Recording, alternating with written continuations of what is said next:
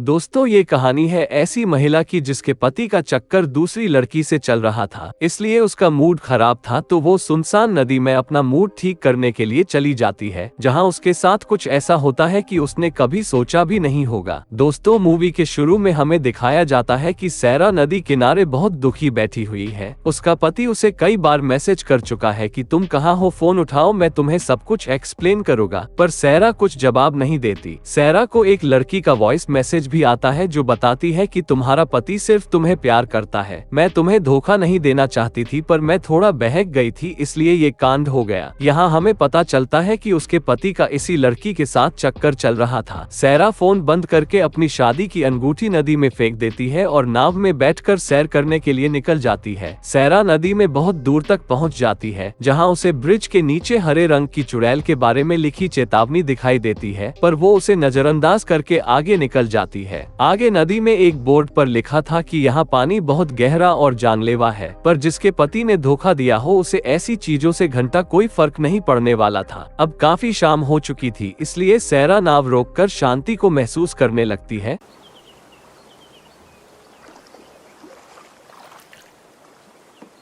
तभी उसे डरावनी आवाज आती है तो आसपास देखने लगती है। इतनी शांति में उसका फोन बजता है तो चौंक जाती है।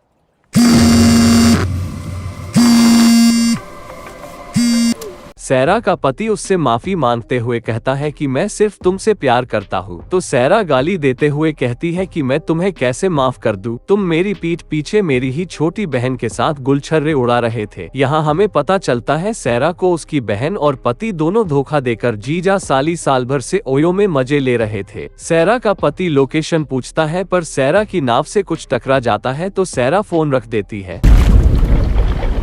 कुछ देर बाद नदी में से अजीब क्रिएचर बाहर निकलता है। क्रिएचर काफी दूर था इसलिए सैरा फोन में जूम करके देखने लगती है। तभी चुड़ैल अपनी पलकें झपकाती है तो सैरा की फट जाती है और हाथ से फोन छूटकर नदी में गिर जाता है,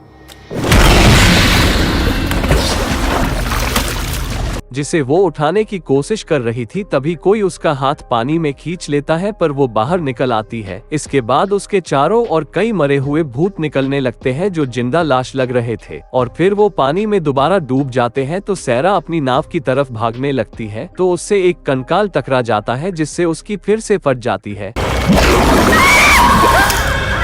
पर वो अपनी नाव तक पहुंच जाती है और फिर से आगे बढ़ने लगती है। देख रहे हो विनोद, इतना सब कुछ होने के बावजूद सैरा बाहर निकलने की वजह अभी भी नदी में ही घूम रही है। आगे जाने पर उसे नदी किनारे एक लड़की मिलती है तो सैरा कहती है कि पानी में कुछ है, तुम यहाँ से भाग जाओ और तुम अपनी माँ को यहाँ ले आओ, मुझे उनकी हेल्प चाहिए। तो लड़की कहती है कि क्या तुमने उसे देखा है? तो सैरा कहती है किसे? तो लड़की कहती है चुप हो जाओ, शोर मत मचाओ। पर सैरा हेल्प मांगती है तो बच्ची अपनी माँ को लेने चली जाती है। तभी यहाँ सैरा को फिर से किसी के होने का एहसास होता है। चारों तरफ देखती है पर क्रिएचर उस पर पीछे से हमला करके पानी के अंदर ले जाकर मार देता है।